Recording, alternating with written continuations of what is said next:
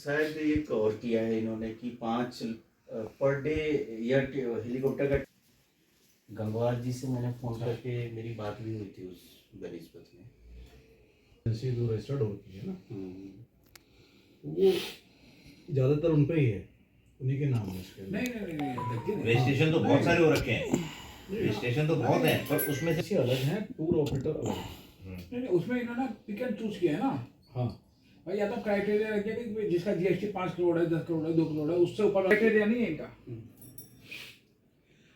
तो ये मेन तो है, चार धाम की जो यात्रा है ना, वो सुचारू रूप से चलनी चाहिए। वो सुचारू रूप से करें जो पब्लिक आ रही है। इन्हें पता है कि पब्लिक 10 करोड़ आ रही है, 5 करोड़ आ रही है, तो हमारे पास ऊपर कोई भी व्यवस्था ऐसी नहीं है कि जो हम वहाँ पर अरेंज।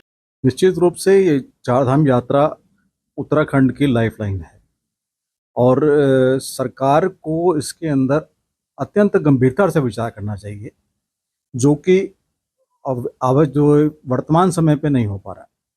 जनवरी 2 को हमारी एक मीटिंग हुई थी सचिवालय में। आनंद वर्धन जी जो सचिव हैं, उनके जो अध्यक्षता में मीटिंग हुई थी, इसमें सचिव पर्यटन और गढ़वाल के जो है कमिश्नर, तमाम लोग थे और हम लोग भी थे उसके अंदर। और चारधाम यात्रा से संबंधित जितने भी स्टेक होल्डर थे, सभी की एक मीटिंग थी। उसमें सरकार ने एक प्रस्ताव दिया था चारधाम यात्रा प्राधिकरण का।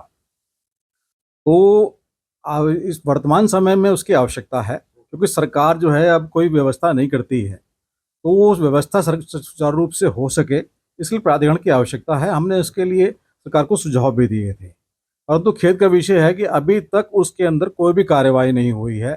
2 तारीख के बाद अभी तक कोई मीटिंग नहीं हुई है।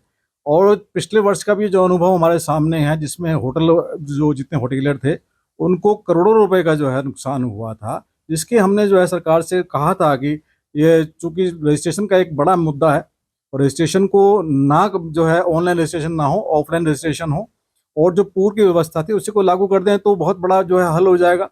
सरकार इस मामले में गंभीरता से जो है कार्य करती हुई दिख नहीं रही है।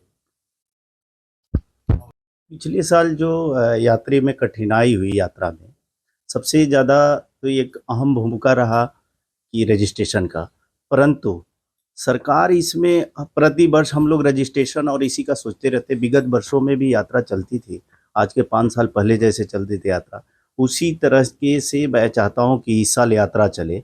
और दूसरी बात यह है कि सरकार इस पे फोकस करे। हमारे पर्यटन मंत्री जो हैं, आज तक हम लोगों से कभी भी सुचारू रूप से बात नहीं हुई।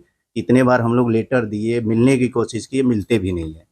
सभी स्टेट में जाइए, हम लोग जाते हैं, टीटीएफ लगता है, सभी जगह जाते हैं, वहाँ पे हर स्टेट का कोई ना कोई सेक्रेटरी वगैरह आते हैं, देखते हैं, जाते हैं। यहाँ ऐसा है, अभी भी चार धाम में कोई भी सरकार की तरफ से कोई बसें नहीं चलती हैं। जैसे चार धाम यात्रा के लिए बस चलता है, प्राइवेट बस चलता है, सरकार एक लागू करे और प्राइवेट बस सुचारू रूप से चलाए, ताकि गरीब तबके के जो भी लोग आते हैं, श्रद्धालु लोग आते हैं, वो यात्रा कर सकें। यह एक कठिनाई सबसे बड़ी है कि हमारे यहाँ उत्तराखंड सरकार की तरफ से कोई फैसिलिटी नहीं है। जगह जगह पे, बहुत जगह ऐसा है कि बाथरूम भी नहीं बने हैं, ये भी बनना चाहिए और इस पे सरकार को ध्यान देना चाहिए। जी हाँ, एक हमने मांग किया है, उसमें बोर्ड बनाने का, बोर्ड मेंबर बनाने का हरिद्वार में हम लोगों ने मांग किया है, हमारे अध्यक्ष जी ने मांग किया है, उस पर बात भी हुई थी, परंतु उस पर अभी कोई फ्लो या रिएक्शन नहीं किया, उन्होंने एक्शन नहीं लिया। आपका व्यू पर खबरों से जुड़े रहने के लिए हमारा चैनल सब्सक्राइब करें और नोटिफिकेशन के लिए बेल आइकन दबाना ना भूलें।